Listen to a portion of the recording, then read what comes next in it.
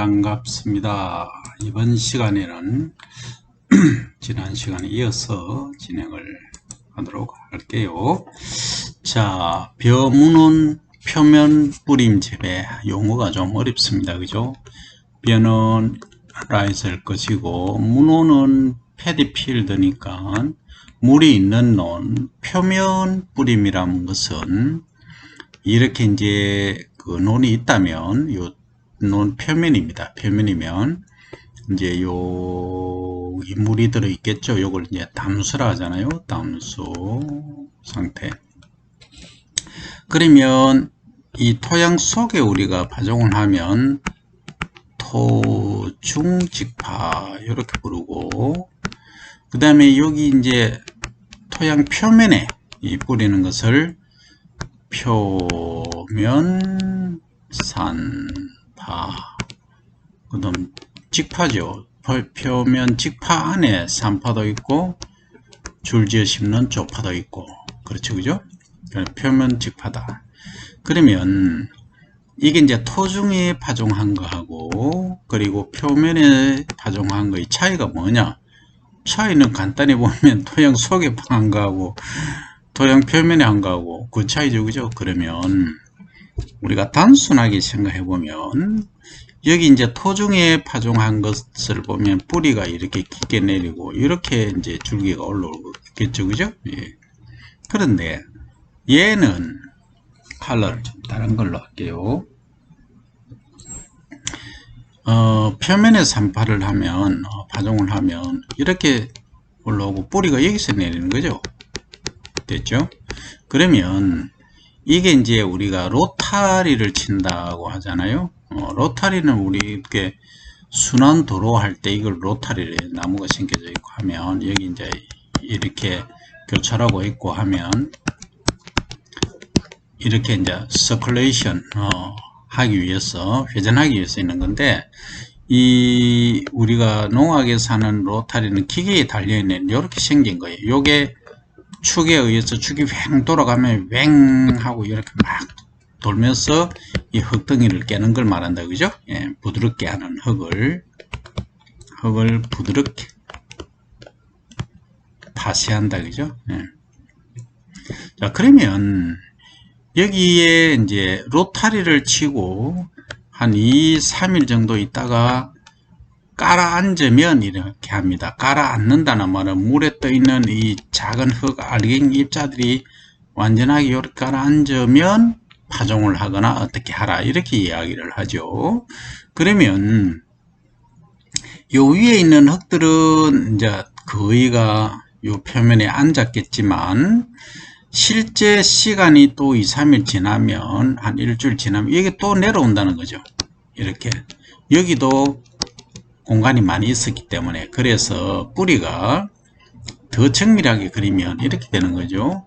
종자는 여기에 있고 흙이 내려갔으니까 뿌리는 여기서 이렇게 나온다는 거죠. 이렇게 사이 이렇게 나오고, 이러면 어떤 현상이 빚어질까요? 소위 uprooting, R-O-T-I-N-G, uproot, 뿌리가 위로 들려버리는 현상이 나타난다는 거죠. 그러니까 이게 바람이 불고 하면은 나중에 좀 자라서 위에 지상부 무게가 많으면 쓰러지겠죠. 그걸 이제 도복이라 한다 했죠. 이런 문제가 발생을 하더라는 거죠. 여기서 우리가 벼 재배에서 너무 급하게 일을 처리하면, 표면 산파를 하면 이런 문제가 발생할 수 있다는 거죠.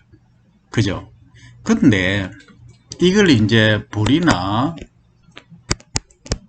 밀, 소위 맹류의 호밀도 마찬가지입니다만, 에서 보면 이제 가을에 파종을 하잖아요.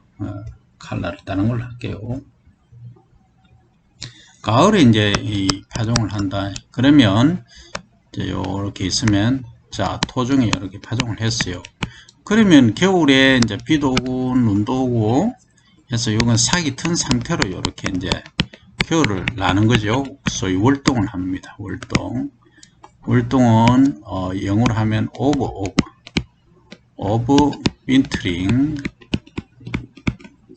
윈터링이라 그러죠. 월동을 하는. 그러면 겨울이 돼서 이제 한 해를 넘기는데 자, 이게 이제 요 상태로 딱 자랐어. 이만큼 자랐어요. 자라 겨울이 오늘 추우니까 이게 싹 마르겠죠, 그죠? 예, 황갈색. 그로 말라버린다. 그 말라버리고 나서 뿌리는 이렇게 이제 자라가 있겠죠. 그러면 요게 말라버린다는 것은 뭐 한다는 얘기? 죽는다는 얘기예요. 그러니까 지상 위에는 죽어 있어요. 근데 요 아랫부분 생장점이 화분과는 생장점이 아래에 있어요.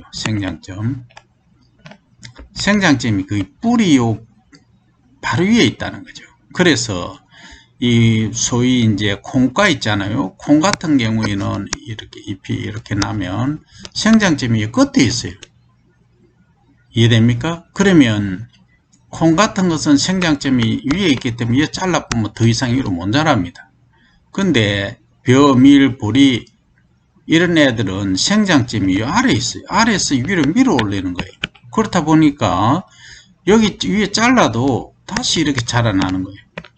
그게 다릅니다. 어쨌든 자, 겨울이 되었는데 원래 이제 토양 표면이 요랬어요. 요랬다가 겨울이 되고 얼고 서리가 내리니까 이 표면이 어떻게 됩니까? 올라간다 이 말이죠. 얼마만큼?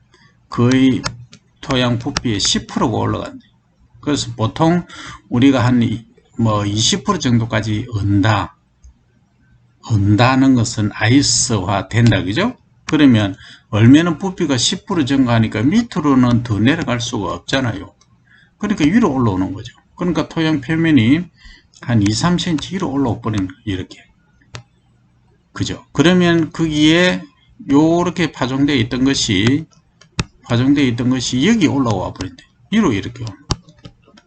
그건 뿌리가 어떻게 됩니까? 들려버리죠.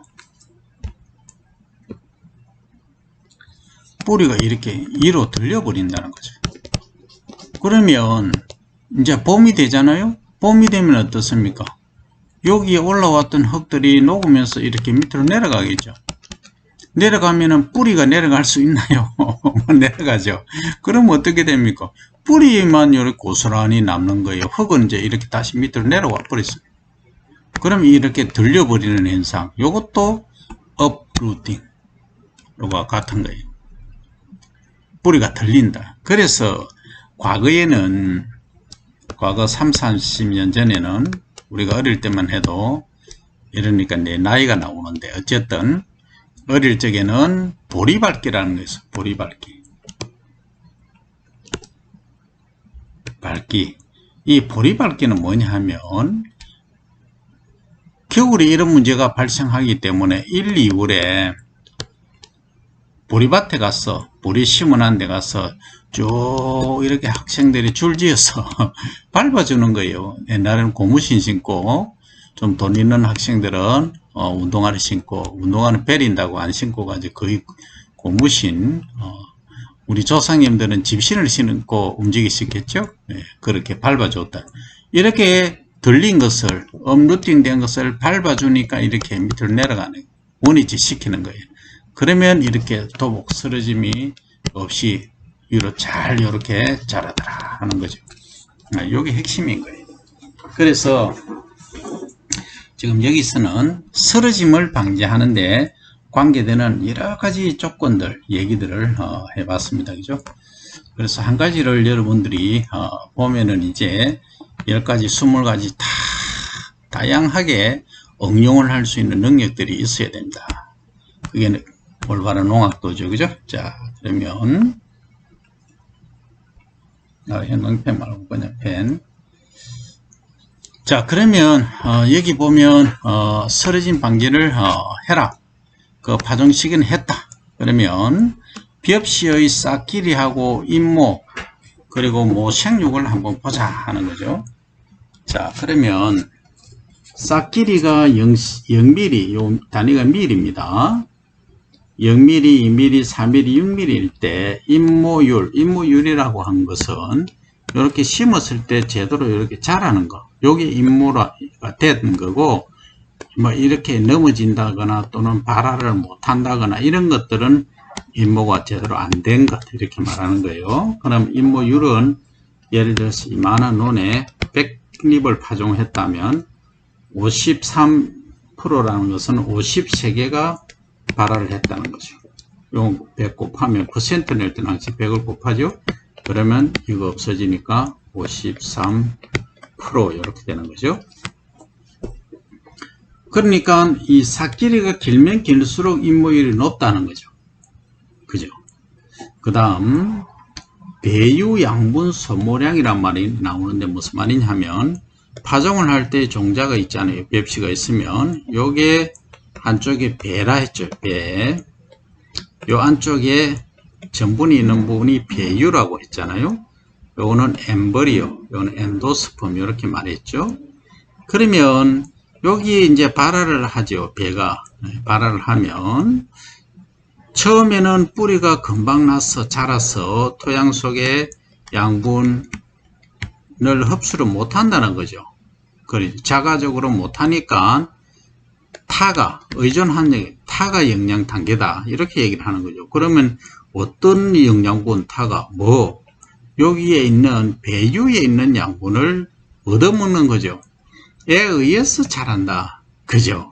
그러면 이게 소비량이 여기서 이제 배유 양분이 소비가 되겠죠. 그죠? 그걸 배유 양분 소모량 이렇게 말한다는 거죠. 자, 그러면 삭길이가 0mm 아예 발화 안 한 거 2mm 3mm 해보니까 밑으로 갈수록 삭길이가 길면 길수록 배유 양분 소모량이 개체당으로 봤을 때 적더라 하는 얘기죠. 요 밀리그램이잖아요, 단위가. 네. 그러면 이걸 이제 다시 더 한번 해볼까요? 더 해부학적으로 깊게 한번 볼까요? 자, 우리가 1000알의 무게가 천립중이 얼마? 25g이다. 보통 이렇게 얘기하잖아요. 천립중. 그럼 1립중은 얼마예요? 0.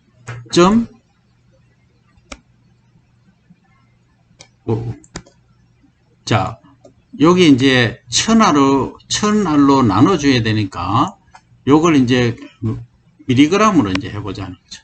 밀리그램은 요 그램에 몇 배? 1000분의 1배다. 그죠? 맞죠? 그러면 얼마입니까? 요거 1000을 여기서 곱해주면은 2호 동그라미 3개죠. 25g은 25,000mg이잖아요. 그렇죠? 그러면 1000알의 무게니까 얼마예요?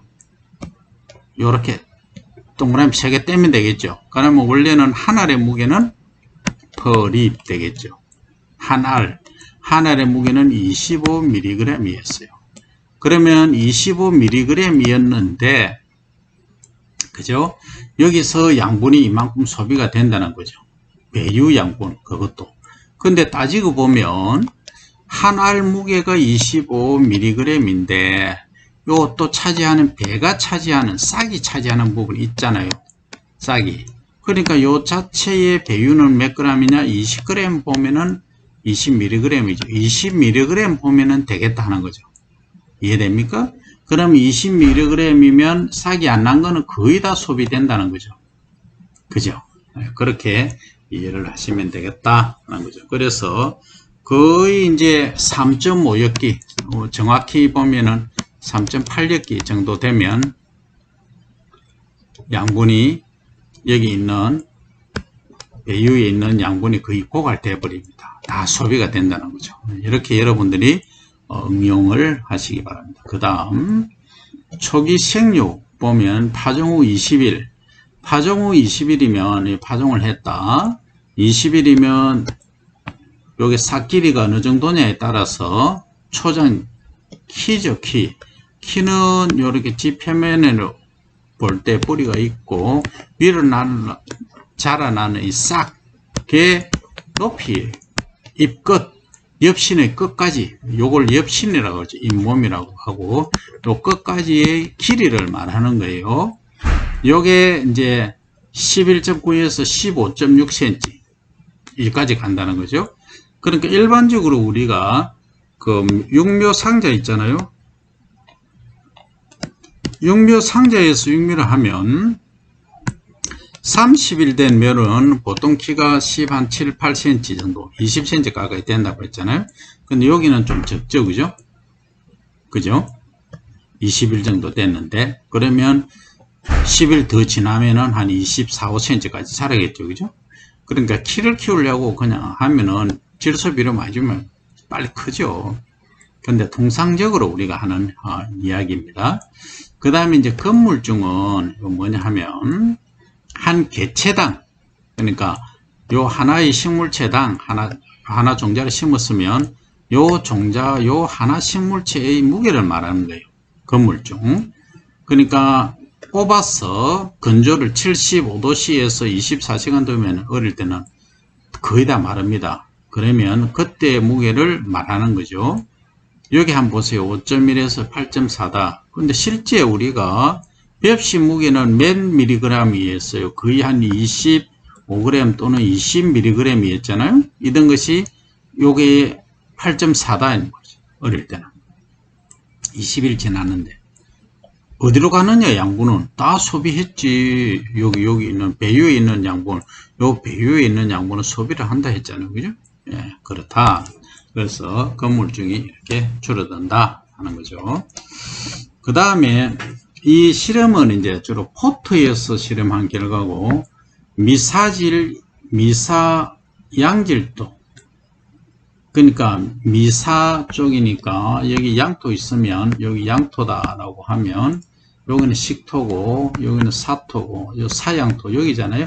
여기다 미사 양질토에서 동진배를 깊이를 이렇게 토양이 있으면 0.51 하면 0.5cm 깊이에 심었다 이 얘기죠. 그죠?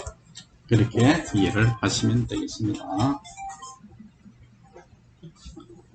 그 다음에 또 이제 보시면 오른쪽에 10-6 문온 표면 뿌림 재배의 12kg량 그러니까 비료 주는 양 이 얘기죠. 그죠? 그럼 비료를 얼마나 줄 것인가 하는 얘기가 되겠다는 거죠. 그러면 질소 인산칼이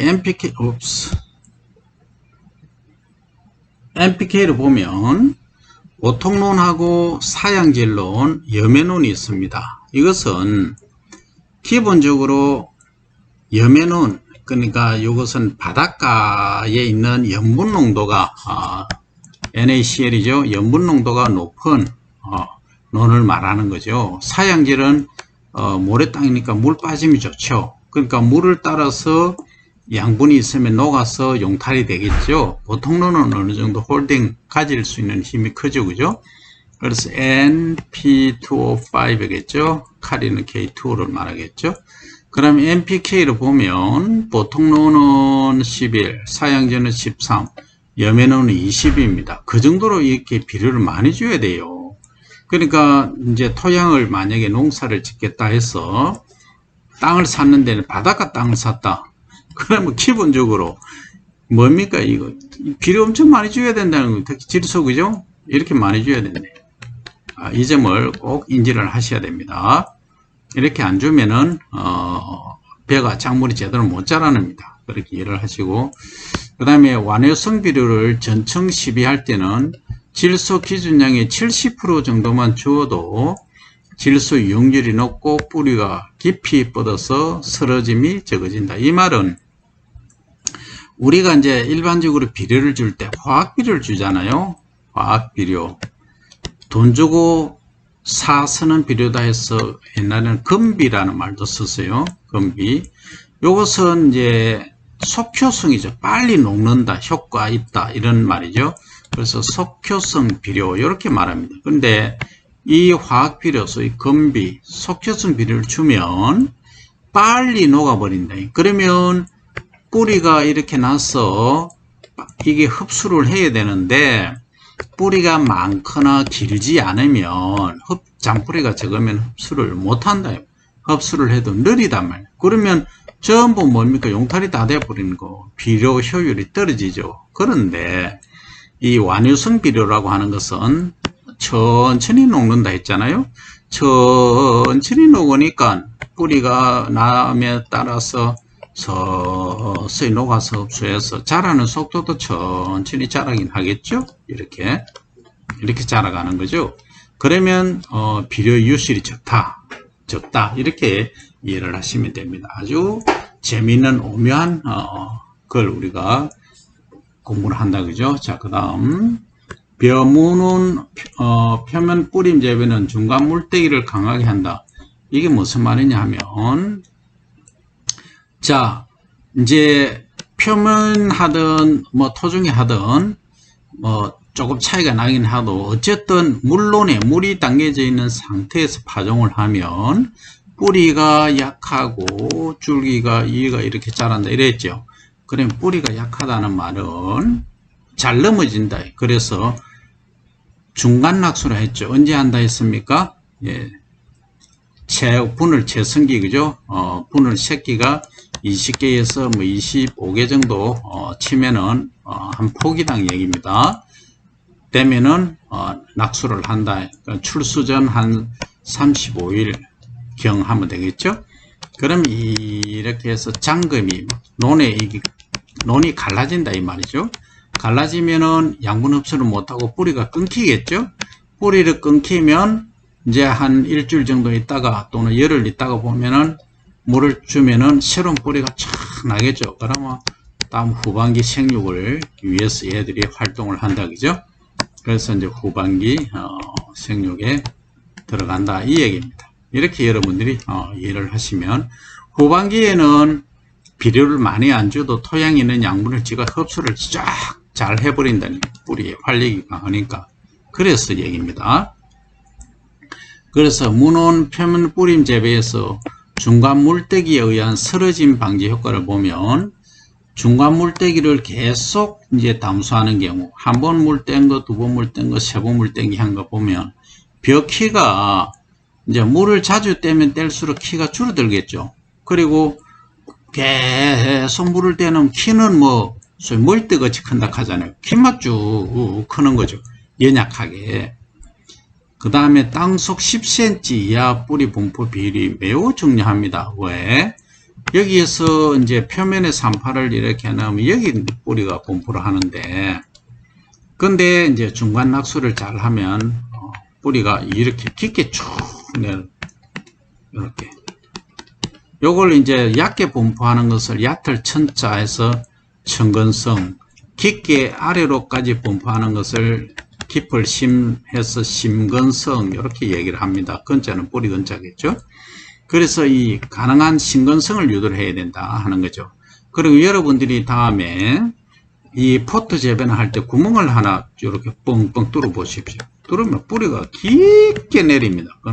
그 얘기는 그만큼 산소가 공급이 잘 되면 뿌리가 더 깊게 잘 내린다. 이 점도 이해를 하시면 되겠다 하는 거죠. 그래서 10cm 이하 뿌리 분포 비율은 여기 한번 보세요. 15.2%가 물을 3번 떼니까 좋더라. 그죠? 그 다음에 도복 쓰러짐 정도로 보니까 계속 물을 대니까 구다이면 거의 다 쓰러진다. 90% 쓰러진다. 3번 물 떼니까 한 20% 정도 쓰러진다고 보면 됩니다. 쌀 수량도 물을 자주 떼니까 수량이 훨씬 많더라 하는 거죠. 근데 3회 물떼기보다는 2회 물떼기가 좋더라. 뭐 통계적인 유의성은 표시를 안 했지만 그렇다는 거죠. 그래서 적어도 중간 물떼기는 한 2회 정도는 해주는 것이 좋다 하는 것이 오늘 공부의 결론입니다. 그죠? 그 다음 문헌 직파 재배 방법은 이제 이렇게 하는 거죠. 그죠? 그래서 이렇게 이제 로타리를 갈고 그 다음에 물을 대서 로타리를 쳤죠. 그 다음에 팽팽하게 하면서 파종을 요렇게 파종이 여기 되는 거예요. 여기 요렇게 지금 되고 있는 거죠. 여기에 요렇게 파종을 하는 거예요. 요거는 토중에 이제 파종을 어떻게 보면 하는 거고, 요것은 이제 동력 분무기로 갖고 막 흩치는 거예요. 이렇게. 그거는 이제 산파죠. 산파인데 흩어 뿌리는데 어디에? 표면밖에 안 되잖아요. 그래서 표면 산파 이렇게 부른다 하는 거예요. 그래서 문헌 골뿌림 재배에서 토양 종류에 따른 논 굳히기를 보면 사양질, 식양질, 점질 이렇게 보면, 자, 사양질은 논 굳히는 게 금방 굳혀지고, 점질은 떠 있는 거 여기 보시면 이게 물이 잠겨져 있으니까 점질은 아주 입자가 작기 때문에 서서히 내려온다. 그래서 한 5, 6일 정도 굳혀야 된다는 거죠. 오랫동안 굳히는 기간이 길다 하는 점을 여러분들이 이해를 하시면 되겠다 하는 겁니다. 자, 그러면 오늘은 일단 여기까지 하는 것으로 하고, 언제 봅니까? See you next time.